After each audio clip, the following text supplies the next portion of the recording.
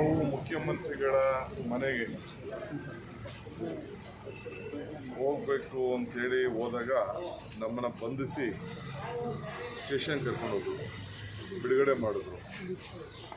ಈಗ FIR ಹಾಕಿದ್ದಾರೆ. ಈಶ್ವರಪ್ಪನವ್ರ ಮೇಲೆ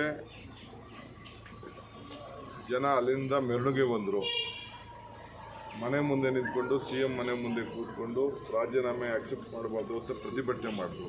ಅದಕ್ಕೆ ಕೇಸ್ ಹಾಕಿಲ್ಲ. ನೀವೇ ಮಾಧ್ಯಮದಲ್ಲೆಲ್ಲ ತೋರಿಸಿದ್ರಿ.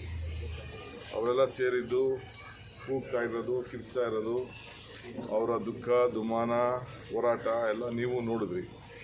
ಅವ್ರದ್ದು ಮಾತ್ರ ಕೇಸ್ ಹಾಕಿಲ್ಲ. ಈಶ್ವರಪ್ಪನ ಮೇಲೆ ಏನು ಹೆಣ ಅಲ್ಲಿ ಶಿವಮೊಗ್ಗದಲ್ಲಿ ಆಯಿತು, ರಾಘವೇಂದ್ರನ ಮೇಲೆ ಅದನ್ನು ಕೇಸ್ ಹಾಕಲಿಲ್ಲ.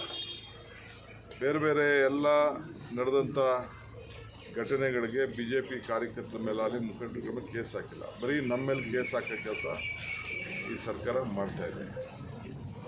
ಈಗ ಕಾನೂನಿನ ವ್ಯವಸ್ಥೆನ ಮಾರಲ್ ಪೊಲೀಸ್ ಹೆಸರಿನಲ್ಲಿ ಕಳೆದ ಒಂದು ವರ್ಷದಿಂದ ಎಷ್ಟೋ ಕಡೆ BJP ಕಾರ್ಯಕರ್ತರು, ಬಜರಂಗ ದಳದವರು ಅವ್ರದ್ದೆಲ್ಲ ಮಾರಲ್ ಪೊಲೀಸ್ ಮಾಡಿದ್ರು.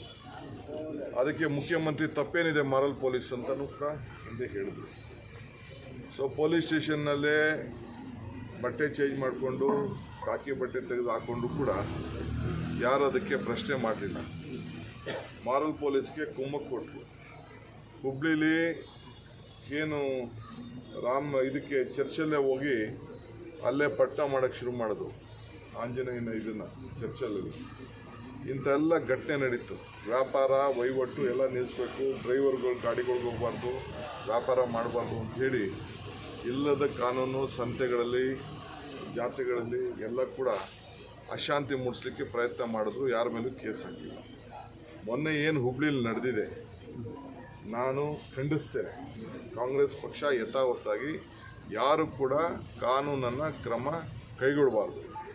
ಯಾರು ಅಂದರೆ ಕಾನೂನನ್ನು ತೆಗೆದುಕೊಳ್ಬಾರ್ದು. ಯಾರು ಅವರೇನು ಪೊಲೀಸವರು ತಕ್ಷಣ ಪಾಪ ಇರೋದ್ರಲ್ಲಿ police officer I could see that ಇರೋದ್ರಲ್ಲಿ ಭಾಳ ನಿಷ್ಪಕ್ಷವಾಗಿ ಅವತ್ತು ರಾತ್ರಿ ದೊಡ್ಡ ಅನಾಹುತ ಆಗೋದನ್ನೆಲ್ಲ ಪಾಪ ನಿಲ್ಲಿಸಿದ್ದಾರೆ ಕಮಿಷನರ್. We respect him.